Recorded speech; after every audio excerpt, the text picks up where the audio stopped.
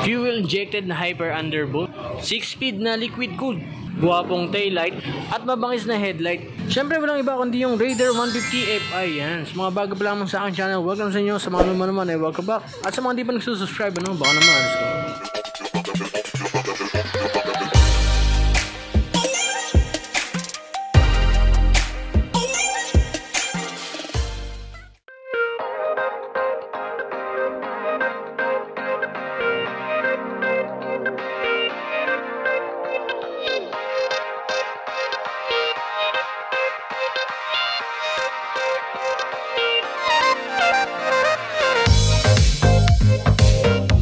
Alright guys, price update muna tayo regarding dito sa Raider 150 Fi. Yan. Yung price niya ngayon is nasa 116,400 na.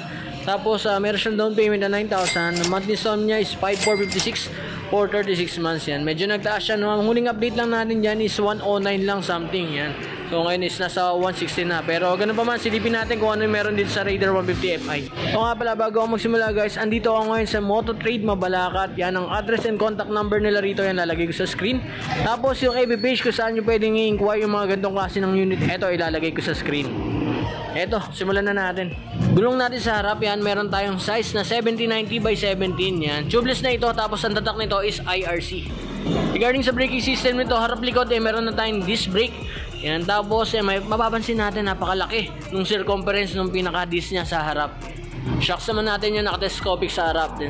Tapos silipin natin, no, yung nire-review pala natin ngayon or yung nakita nating motor dito sa Mabalacat is yung ivory white. Yan, ivory white niya meron siyang highlight na red. So makikita natin yung mugs natin is kulay red na rin.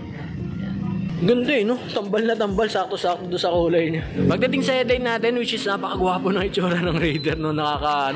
Nakaka-akit yung itsura niya na bilhin mo ko, no? Ako dapat ang bilhin mo pag underbow na kukunin mo, no? So sa mga matagal na nakaantabay sa aking channel yan, alam nila na Raider ang pinakagusto ko, no? Lalo talagang pagkakataong makakuha nito. Pero pag nagkaroon ako ng pagkakataon, kukuha ko ng mga gandong klase ng motor. Yan, sa headlight natin and position light, our position lamp is naka-LED na. Tapos yung turn signals natin ay meron tayong tag 10 watts na incandescent bulb. Yan, sa mga degas na nakakabit dito, ito yung emblem logo ng ating Suzuki. Yan, tapos nakalagay dito yung emblem din ng FI or fuel injection. And then dito nakalagay yung Hyper Underbolt. Grabe no, sobrang ano na nito, no, parang sobra-sobra na. Kasi parang ganito lang yan, no. Pogi ka na, no. Nilagay mo pa rito na pogi ka, no Hyper Underbolt. Sa aesthetics sa motor, eto makikita natin yung design ng Suzuki Raider 150 Fi na white dito, pearl white dito. Tapos mga sticker niya and degas is may combination ng black and red. Yan, ito yung ating itsura ng headlight. Then yung ating front fender is naka all black lang. Pagdating sa ating panel or yung pinaka-cowling ng motor, ito yung pinaka-degas na. Yan. So, simple-simple lang naman. Tapos napakaganda ng combination talaga ng white, red, and black, no? Pagdating sa cover side natin dito sa pearl white, nakalagay dito yung degas ng Suzuki. Tapos dual overhead cam 4 bulbs. Tapos ito yung pinaka-degas niya na highlight na red. And then ito yung additional storage na cover na meron ding kulay red. Dito sa ilalim may nakalagay yung kanyang indicator ng engine which is 6-speed. And by the way guys, ito sasabihin ko na yung engine specs ito. Suzuki Raider Fi merong single cylinder, dual overhead cam, 4 valves, tapos 6-speed, then fuel injected, and then liquid cooled na ito. Yan, so ganun katindi, ano. Sa liquid cooled yan, pinaka-advanced technology ng cooling system na nilagay na rin sa motor, yun nga, yung liquid cooled. In that way, mas mabilis na papalamig ng cooling system yung engine natin comparing sa mga pan cooler. Pero hindi naman sasabi na pangit yung mga pan cooler yan. Mas maganda nga lang talaga ito ng Diamac.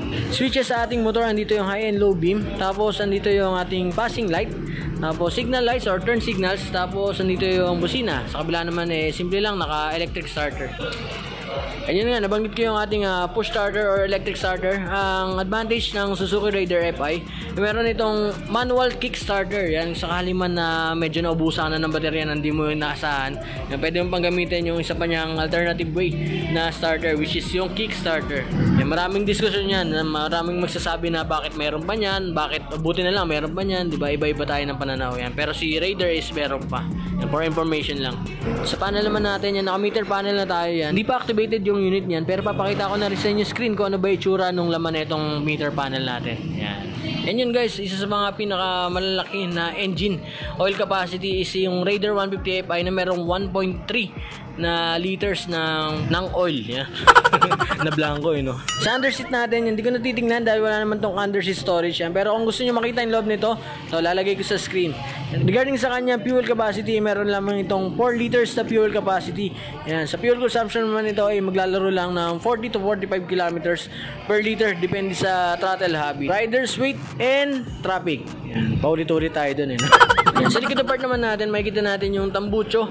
Maganda na rin, no? Kaso nga lang mas maganda pa rin yung sa Raider na carb na tambucho. Ito yung tsura, diba? Mas maganda, diba? Yan. Pero syempre kanya-kanya tayo ng pananaw dyan yan. Sa mga ayaw doon sa taste ko, pwede kayo mag-comment dyan sa ating comment section kung alin ba ang mas maganda, kung ito ba or yung tinuro ko kanina. Sa itsura wala namang magiging problema dahil yung tunog nito isa sa pinakamaganda at pinakamasarap sa tenga, no? Kapag ka pinapaandar, no? Suzuki Raider 150, mapa-FI man o mapa-carb yan. Ito lang naman yung aking pananaw yan. Iba-iba tayo ng pananaw pagdating sa mga ganyan. Gulong natin sa likod, meron tayong 8090/17 na ganun din naman, tubeless, tapos IRC ang tatak.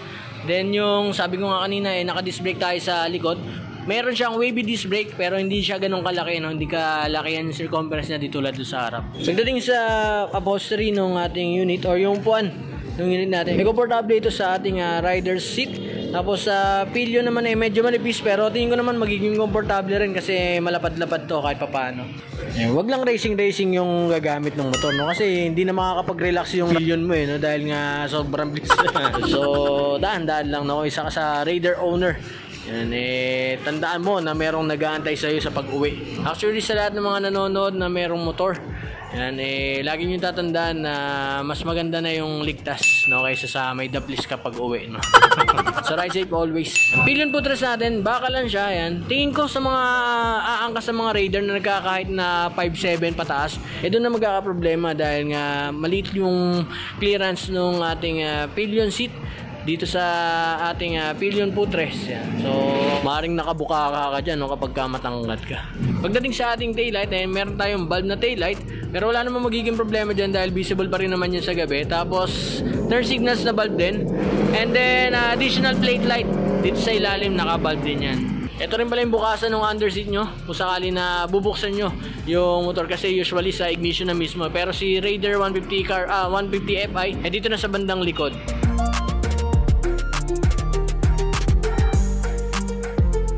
Yan guys, kung gusto nyo kumuha ng cash, available itong unit na ito dito sa branch natin sa Moto Trade Mabalacat. Yan. Ang ibibig sila yan, lalagay ko ulit dito sa screen.